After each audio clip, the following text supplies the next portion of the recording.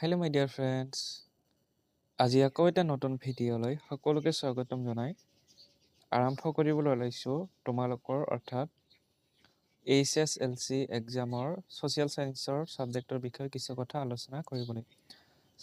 ইতিমধ্যে সামাজিক মাধ্যমত বহুতেই তোমালোকে হয়তো গমেই পোৱা বা তোমালোকৰ মাজৰ পৰা বহুতৰে HSLC এক্সাম 2025ৰ ছ'চিয়েল ছায়েন্স অৰ্থাৎ সমাজ বিজ্ঞানৰ পৰীক্ষা বহুতৰে বেয়া হৈছে। ইতিমধ্যে সেই কথা তোমালোকে জানাই।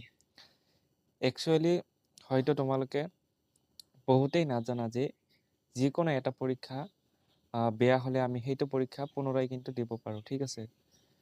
তোমালোকে সেইটো ভালদৰে মনত কৰিবা। লগতে ইয়াৰ আগতীয়াকৈ আৰু এটা কথা তোমালোকে জানি ল'ব লাগিব বা বুজি পাব লাগিব যে তোমালোকৰ যিহেতু 6টা ছাবজেক্ট থাকে, 6টা ছাবজেক্টৰ ভিতৰত 5টামান কম্পালচাৰী ছাবজেক্ট থাকে, যিবিলাক ধৰি লোৱা ইংলিছ, আছামিজ, তাৰপিছত ছ'চিয়েল ছায়েন্স, মেথছ এইবিলাক। কিন্তু ইলেক্টিভ ছাবজেক্টটো তোমালোকে নিজে নিজে ল'ব পাৰা, যেনে হিন্দী আছে ধৰি লোৱা, তাৰপিছত জিঅ'গ্ৰাফী, প্ৰাইভেট ছিকিউৰিটি, IT এইবিলাক কিন্তু তোমালোকে নিজে ল'ব লাগে।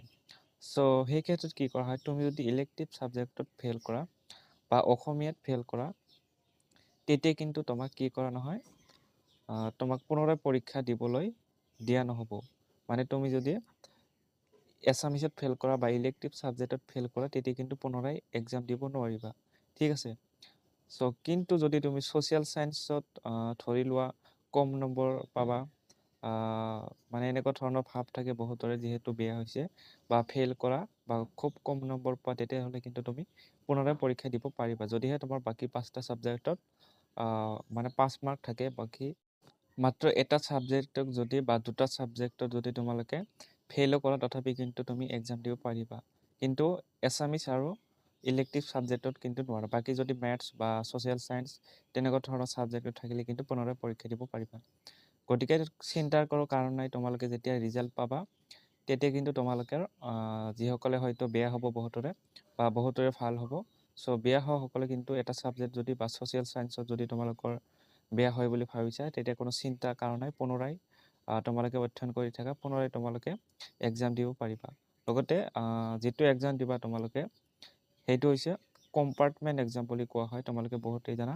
After the result declare of HSLC 2025, মানে তোমালোকৰ যেতিয়া এক্সাম শেষ হ'ব, এক্সাম শেষ হোৱাৰ পিছত ৰিজাল্ট দিব, ৰিজাল্টৰ পিছতহে তোমালোকক কি কৰা হ'ব, সেই ৰুটিনটো প্ৰকাশ কৰা হ'ব। যিসকলে তোমালোকে এক্সাম দিবা, তেওঁলোকৰ কাৰণে কি কৰা হ'ব, ৰুটিন প্ৰস্তুত কৰা হ'ব।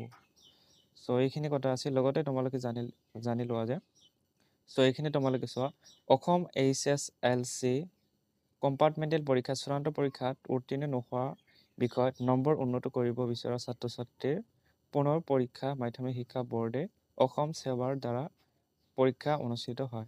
মানে কোনো এটা বিষয়ত কম নম্বৰ পাইছা বা ফেইল কৰিছা, সেইটো বিষয়ত তোমালোকে পুনৰাই পৰীক্ষা দিবৰ বাবে কি কৰা হয়, এই বোৰ্ডে পৰীক্ষা অনুষ্ঠিত কৰা হয়। এতিয়াতো সেৱা নাই, হয়তো জানাই। আছাম ষ্টেট স্কুল এডুকেশ্যন বোৰ্ডে তোমালোকৰ পৰীক্ষাসমূহ ল'ব।